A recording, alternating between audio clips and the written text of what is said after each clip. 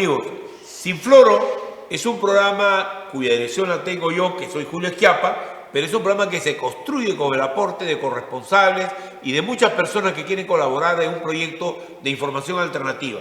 La información alternativa no es como hace pocos días se ha visto gente que ha sido reclutada por el gobierno para que hablen bien de él. Eso no es prensa alternativa. La prensa alternativa es la que da aquella versión que falta en el país. Y en este país, si ustedes miden cuántas veces se le da tiempo a los parlamentarios y a los ministros, van a descubrir que casi 70% del tiempo político que se da en la televisión está alrededor de estas figuras que están con los mínimos existenciales en términos de voto en el país. Yo no soy anti-instituciones, pero sí creo que tiene que haber una corrección a la manera como se informa. Y este programa ha nacido para hablar de lo que a veces la prensa oculta o a veces la prensa no considera importante. Nosotros estamos aquí para discutir desde el ángulo de la población del país aquellos procesos que van a significar nuevas ideas, que van a permitir hacer reformas, que van a permitir que lo que hoy es malo se vuelva en bueno, y eso no pasa por un debate sobre si fulano de tal dijo tal a un congresista o si estamos ahorita rumbo al derrumbe total del sistema electoral producto de una censura al presidente de la República. Yo creo que el énfasis que ponemos nosotros es en aspectos que tienen que ver con toda la realidad que no está siendo cubierta. Es una manera de entrar en el tema informativo que yo practico y que creo que es esencial para el bien del país. Se trata de construir mensajes, construir ideas, construir procesos y ayudar a que estos procesos funcionen. El día de hoy me acompaña José Nampari.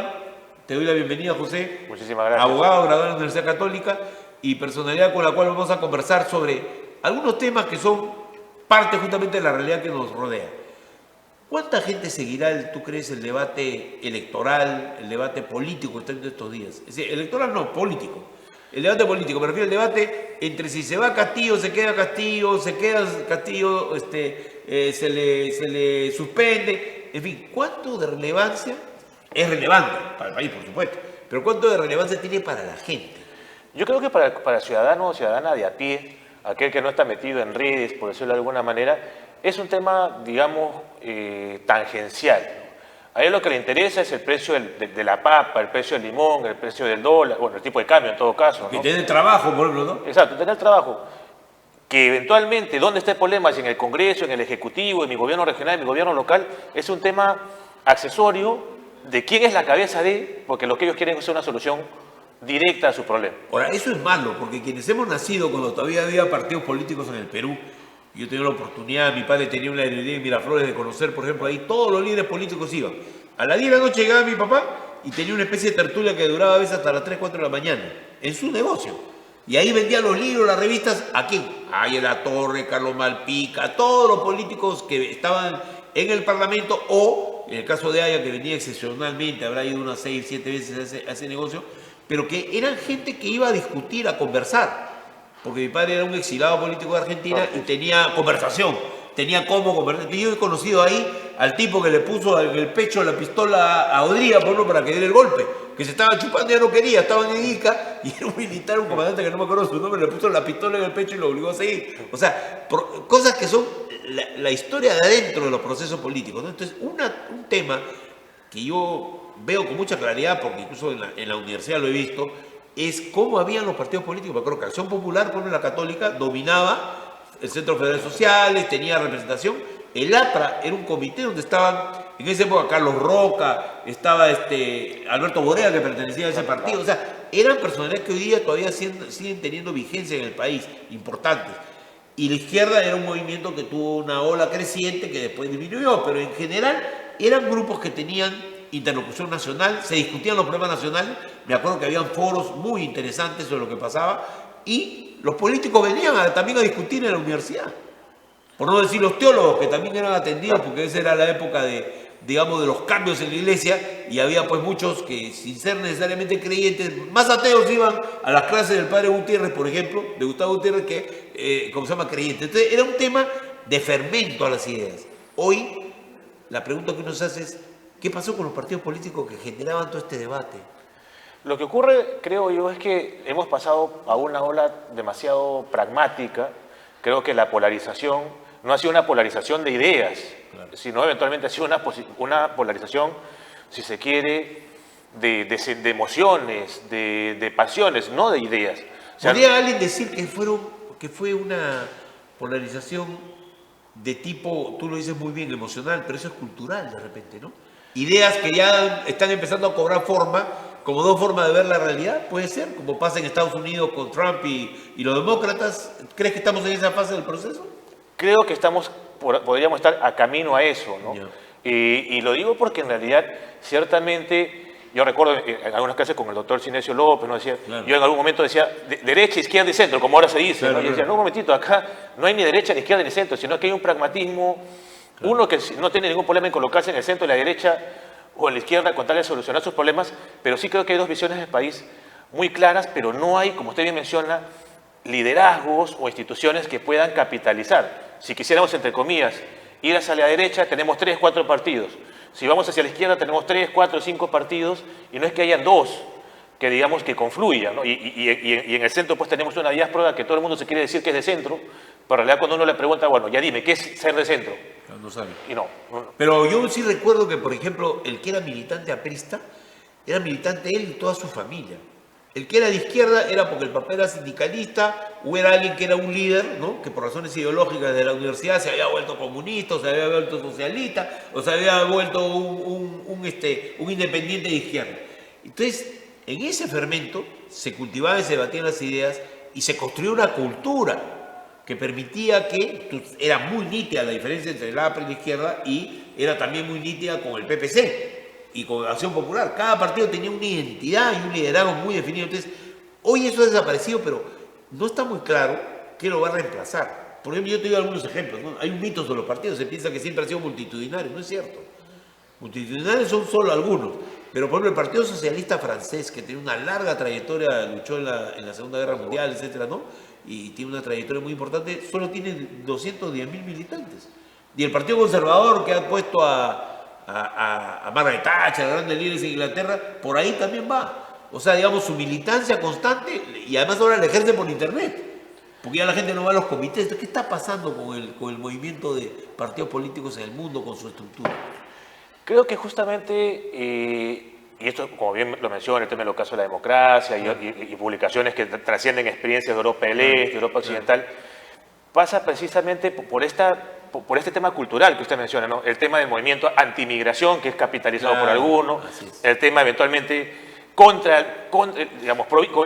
digamos, nacionalizando el tema, ¿no? Provincias versus capital, ¿no? Claro, eso es una polarización. Pobres versus claro, ricos, claro. urbano versus rural, ¿no? Claro. Entonces, cholo versus blanco. Caviares versus apristas. Exacto. O caviares Caviar versus- claro, versus fujimoristas. Entonces, claro, como que han cambiado los patrones con los cuales actúan los partidos, ¿no? Exacto, entonces ya más pasamos por polarizar ideas que por polarizar propiamente hablando los partidos que están detrás. Y hay un tema bien interesante que es la noción del partido escuela que usted ha hecho referencia hace un momento de los partidos clásicos. Se formaban y había un dinamismo incluso hasta ideológico. Claro. No podíamos olvidar, por ejemplo, que digamos el APRA surge, o el Partido Comunista Peruano surge, digamos, como uno de centro y izquierda, pero si uno ve el gobierno de Alan II, es de centro derecha, sino incluso de derecha pura. Claro. En cambio, en el caso, por ejemplo, del PPC, que ya no existe, vamos a ver si se reescribe, digamos, sí se estuvo más o menos sostenido en el tiempo como un partido de centro derecha, social cristiano. Claro. En el caso de Acción Popular, tuvo de centro izquierda y ahora tiene una facción de centro derecha y otra facción de centro izquierda, pero por lo menos se ve esa movilidad a partir de la militancia, y es una militancia que, como usted bien menciona, los apellidos se repiten, sobre todo en Acción Popular, Claro. hay que decir en el APRA. Claro. En cambio, los que surgen nuevos surgen en función al caudillo, al líder. Yo no sé si, por ejemplo, cuando Dios no quiera, fallezcan los líderes de algunos partidos que han ido surgiendo recién, Claro. va a haber alguien que le va a tomar la posta, sin ir muy lejos, ¿no? Partió en su momento el señor Castañeda y tuvo que cambiar de nombre y de símbolo para que pueda hacer el traslado de la inscripción de esa organización política. Pasará lo mismo con las que son caudillistas. Es que el problema es que, digamos, quizás debemos ir a un tema de fondo, ¿no? La asociación humana ha cambiado y la pandemia lo ha puesto en evidencia. Es decir, la manera de organizarse entre los seres humanos ha variado. Tú sabes que antes el Perú era una gigantesca red de clubes provincianos, deportivos, ¿no? De barrio, de identidades de barrio. Hoy día las identidades de barrio, las identidades deportivas, las identidades están cruzadas por un fenómeno que es el de las redes. En el Perú, la mayor parte de los peruanos, 58% de los peruanos hoy, se informan por las redes. no leen el periódico, que nunca lo leyeron, por supuesto, pero no leen el periódico y ya tampoco escuchan mucho la radio. Entonces, hay una transformación cultural que es, creo, la base de todo. Y eso, además, se está dando con otro fenómeno mundial, que es la polarización entre progresismo y conservadores, ¿no? Que significa los que aceptan los nuevos movimientos sociales que hay en el mundo, con los que afirman las diferencias, mejor dicho, la preservación del pasado, pero ojo, un conservadurismo que cruza líneas y confunde las cosas. Por ejemplo, en el Perú, este caso increíble, ¿no? El partido Perú Libre, opuesto al aborto. En Cuba acaban de aprobar el aborto, ¿no? Claro. Entonces, ¿qué pasa acá? Igual en Francia, el Partido Comunista terminó apoyando a Le Pen. Eso es conocido, no el partido oficial, pero eran los militantes obreros, votaban por Le Pen, o sea, por la derecha más rancia de Francia, ¿no? Pero que no era aristocrática, era una derecha plebeya que hacía populismo con ese sector porque defendían a los trabajadores, estaban contra la migración. Y como un obrero que gana en una fábrica francesa una cantidad enorme de plata va a estar de acuerdo con que entre muchos migrantes, le quitan la chama, ¿no? Entonces, hay fenómenos culturales que están fermentando, que tienen raíces, ¿no? En procesos muy complejos. Entonces, la diferencia también, que antes era teórica, ¿no? No hay mucha diferencia entre lo que piensa la izquierda liberal con la derecha liberal. Hoy día sí son diferencias culturales significativas. Se ve en el Perú bien claro, ¿no? Entre un López Aliaga comparado incluso con Hugo Urresti, o comparado con Verónica Mendoza, o comparado con otros líderes de más radicales, ¿no? O sea, hay diferencias. Claro, y usted ha dado en el clavo a poner esos ejemplos, ¿no? Que en realidad, más allá de las etiquetas partidarias, lo que está es el tema cultural. Y lo hemos visto el año pasado, incluso en el inicio de este año. Perú Libre votando junto con Fuerza Popular. Claro. Una locura. Claro. Estaban en las antípodas, pero votan en algunas agendas comunes. Y usted también ha dado en el clavo cuando se remite a las redes. Justamente un poco, compartíamos justamente hace un momento nuestras experiencias universitarias. Ahora la gente se queja cuando les mandan a leer mal. Claro. Yeah. Entonces, ahora la gente, menos es más para ellos, ¿no? Entonces, cada vez los videos son más cortos, cada vez te piden que haga menos lecturas, cada vez te piden... Claro. Y el gran problema es, claro, ¿estamos realmente informándonos por las redes o nos estamos desinformando por las redes? Bueno, es un proceso complejo, ¿no? Porque en parte sí te informas, pero en realidad eso te condiciona. Por ejemplo, yo te digo, yo soy un gran lector. Era un gran lector. Hasta que empecé a usar las redes de manera intensiva por mi trabajo. Y me doy cuenta del gigantesco cambio cultural que eso significa. Estoy justamente ahorita, no le llamaré terapia, pero haciendo el esfuerzo por regresar a mi acostumbrada lectura de 4 horas diarias de libros, que lo he practicado durante toda mi vida. Entonces tú dices, ¿cómo es que las redes producen esos cambios de conducta, incluso en gente ya madura, como soy yo? O sea, y peor en los jóvenes, ¿no? Que son todavía a veces una página abierta y que a veces ocurre que hay jóvenes que no tocan un libro porque las redes le dan toda la información y toda la diversión que quieren, ¿no? Entonces, hay aquí el fenómeno más profundo se está dando además en la política. ¿Por qué? Y termino con eso. Tú tienes los ejemplos de varios procesos que se han dado en el mundo. Chile, Hong Kong, la primavera árabe, etcétera, etcétera, etcétera. Sumas y sumas y vas a darte cuenta que tienes movimientos que se generan por internet, que no tienen líderes visibles, que es clásico de la política clásica, que no tienen programa, que unen a un montón de intereses, que se convocan por internet las manifestaciones, que tienen características que no hay una negociación con el Estado eficiente. Y mira lo que resulta. Chile, el problema de la constituyente termina con que la gente que salió elegida por la calle domina la asamblea y al final pues no hay el realismo que te da la política diaria, ¿no? En Hong Kong no hay el realismo, que estás lidiando con un partido como el comunista chino que tiene 100 millones de militantes, ¿no? Y tiene el poder y tiene una serie de cosas y no hay negociación, porque no hay identidad del grupo que negocia. Me refiero que hay nuevos fenómenos, ¿no? Que traen por tierra los evangelios que han guiado la vida partidaria, ¿no? Claro, y qué bueno que usted lo traiga a colación, porque uno puede advertir cómo los movimientos más multitudinarios, por decirlo de alguna manera, claro, que se han dado en el Perú, no han tenido como base de convocatoria a un partido político en concreto. Claro. Y los que, como usted bien menciona, graficando el caso de Chile, han querido dar el salto de esos colectivos a partidos políticos, pues ya vemos cómo les han ido las últimas elecciones, claro, ¿no? Tanto el año pasado como en esta. O sea, incluido el partido de Boric, ¿no? Que es un partido progresista, claro, y todo. O sea, quiere decir que los viejos socialistas, pues, ¿no? Los viejos demócratas cristianos y los viejos derechistas han logrado al final imponer de una u otra manera otras reglas de juego, ¿no? Porque, claro, perdieron en la constituyente, pero ciertamente van a ajustar. Eso que se haga una constituyente y no represente suficientemente la opinión pública, es lo que quiero decir. O sea, quiere decir que una parte de la sociedad muy importante no está representada. Exacto. ¿no? O sea, y eso se dice, por ejemplo, en el caso de los movimientos de liberación sexual, los movimientos étnicos, de que están teniendo un rol muy importante en el mundo, pero hay una confusión, que es cuando la izquierda se olvida de la justicia social, pierde su espacio real. Y cuando los conservadores empiezan a hacer giros porque están en el gobierno, porque quieren hacer populismo y ganar gente, y dejan de ser conservadores y se meten en toda la problemática social, muchas veces terminan escaldados, ¿no? O sea, eso creo que es también otra lógica, ¿no? Es una paradoja bien interesante, ¿no? Porque mientras vivimos en un mundo de polarización que debiera, digamos, llevarnos hacia el centro, al tratar de ir hacia el centro, pierdes tu base natural, que es lo que justamente te menciono. Y para recuperar tu base natural, se radicaliza. Exacto. Es decir, ya no es una visión de mi partido, entre 4 o 5 que hay, sino es una visión de todo un sector de la sociedad, como ha pasado, por ejemplo, en estos últimos años con la elección de Castillo, y antes de eso contra el fujimorismo. Son dos grandes movimientos culturales que están rigiendo la sociedad peruana. Así querramos cambiarlo, no vamos a poder si no tenemos una nueva visión. Y ahí es donde yo quería apuntar, doctor Gianmari, en el siguiente tema, para no quedarnos en algo que es muy académico y muy político, es el tema del nuevo rol de los partidos. Yo no veo en el mundo hoy un proceso muy diferente al peruano. Mira, gobierna en México un presidente que fue elegido con apoyo de los protestantes más conservadores, ¿no? Que es un hombre muy experimentado, que es López Obrador, y ha logrado bandear todo, pero a la hora que tú miras, bueno, sí tiene sucesores, porque es un hombre que ha sabido construir una organización, pero su partido pues no es un partido que tú digas va a durar más allá del líder.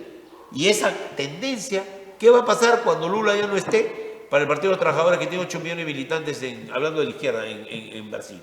O también para Bolsonaro, que tiene un seguimiento también igualmente impresionante. O sea, y en el Perú, hoy día, no solamente ocurre ese fenómeno, sino además faltan caudillos, no hay líderes fuertes. Yo te digo, bueno, López Aliaga, que yo conozco, es un líder que representa un pensamiento que ya no está en la lógica, digamos, cultural del sector de la sociedad que lo sigue, que todavía se está formando, ¿no? Es un movimiento nuevo de derecha que está surgiendo, pero donde tú notas que falta ciertas cosas de negociación política y toques de realismo para acumular fuerzas, ¿no?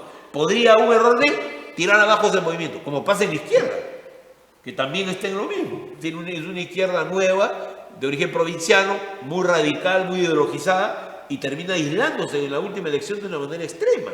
O sea, pierde toda prácticamente ganan 76 municipios siendo el partido que ha logrado 8.500.000 votos como el principal candidato presidencial. ¿Qué pasa? Claro, lo que ocurre, creo, bueno, aunque a título personal yo tendría que reconocerle al señor López Aliaga que parece que está leyendo lo que usted bien menciona, sí, en el sentido de que, por ejemplo, ahora él mismo está colocándose como un paso al costado, como diciendo, mira, yo no me quiero presentar, busquemos un candidato de consenso, porque creo que sabe muy bien que terminaría polarizando. O sea, no va a presentar a la presidencia, ¿no? Claro, el problema es que va a tener que gobernar Lima en condiciones bastante adversas, porque las elecciones han sido...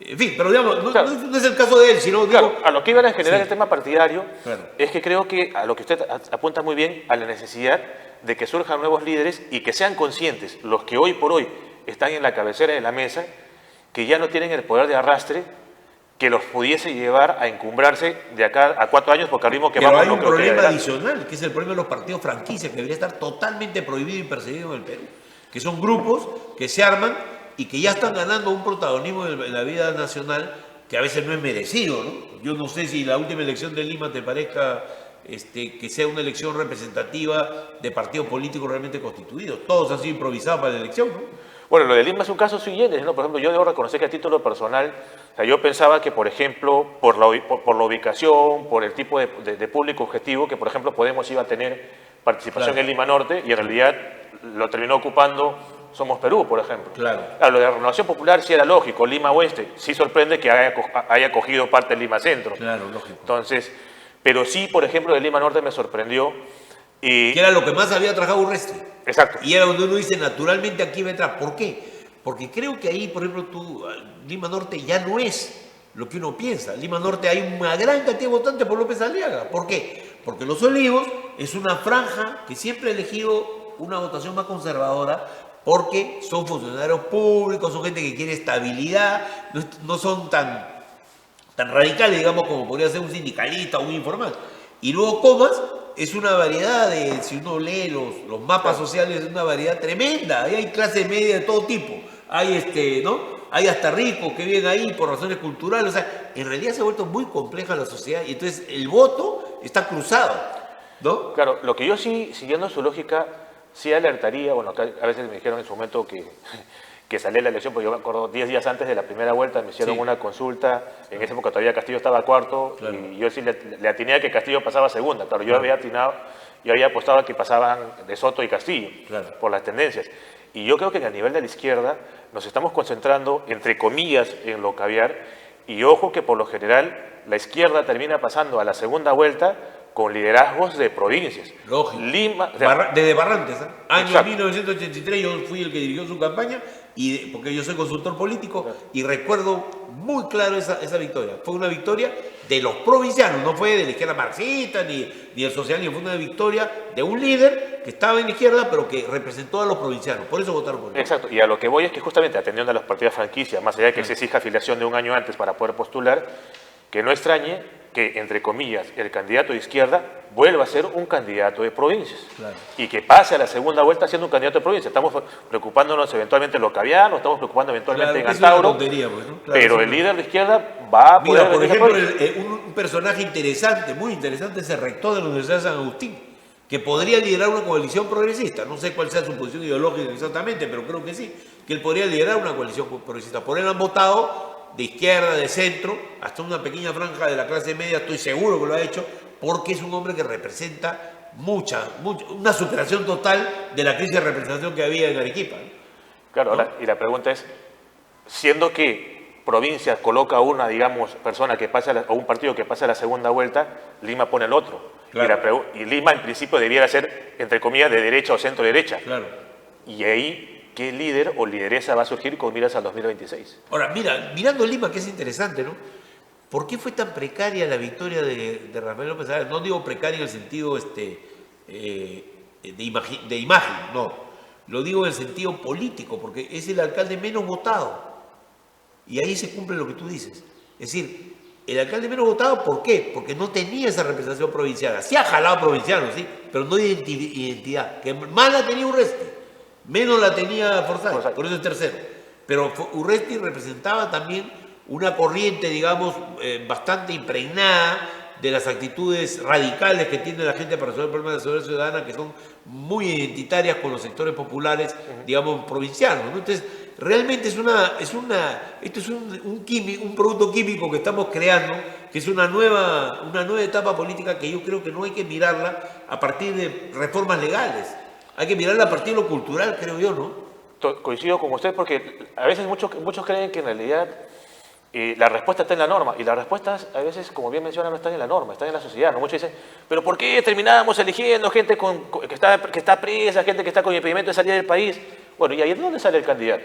Claro. De la sociedad. ¿Quién votó por él? La sociedad. Claro, lógico. ¿Por qué vota la sociedad por él? Creo que ahí está el cuidado de la sociedad. sociedad. ¿Por qué votan por Forsyth, por ejemplo, que muchos dicen es un tonto, que es un blanquito?